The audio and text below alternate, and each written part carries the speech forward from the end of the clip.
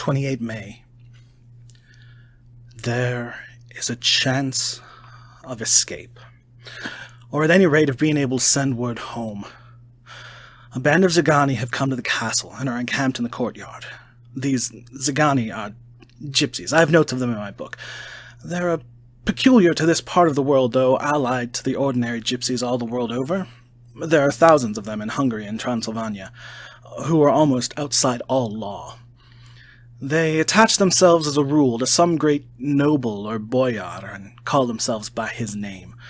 They are fearless and without religion, save superstition, and they talk only their own varieties of the Romani tongue.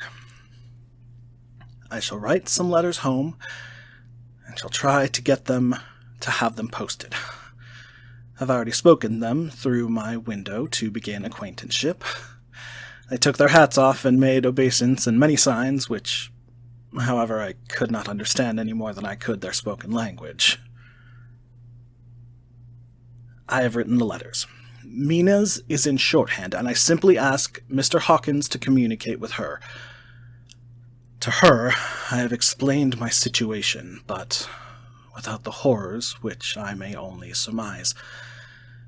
It would shock and frighten her to death were I to expose my heart to her. Should the letters not carry, then the Count shall not yet know my secret or the extent of my knowledge. I've given the letters. I threw them through the bars of my window with a gold piece, and made what signs I could to have them posted. The man who took them pressed them to his heart and bowed, and then put them in his cap. I could do no more. I stole back to the study and began to read. As the Count did not come in, I have written here. The Count has come. He sat down beside me and said in his smoothest voice as he opened two letters, "The Zagani have given me these, of which, though I know not whence they came, I shall of course take care. See?" He must have looked at it. "One is from you, and to my friend Peter Hawkins. The other—" Here he caught sight of the strange symbols as he opened the envelope, and the dark look came into his face and his eyes blazed wickedly. "The other is a vile thing, an outrage upon friendship and hospitality. It is not signed. Well, so it cannot matter to us." And he calmly held letter and envelope in the flame of the lamp till they were consumed. Then he went on. "The letter to Hawkins, that I shall of course send on, since it is yours. Your letters are sacred to me. You'll pardon, my friend, that unknowingly I did break the seal. Will you not cover it again?" He held out the letter to me, and with a courteous bow handed me a clean envelope. I could only redirect it and hand it to him in silence.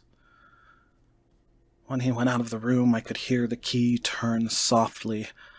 A minute later, I went over and tried it, and the door was locked.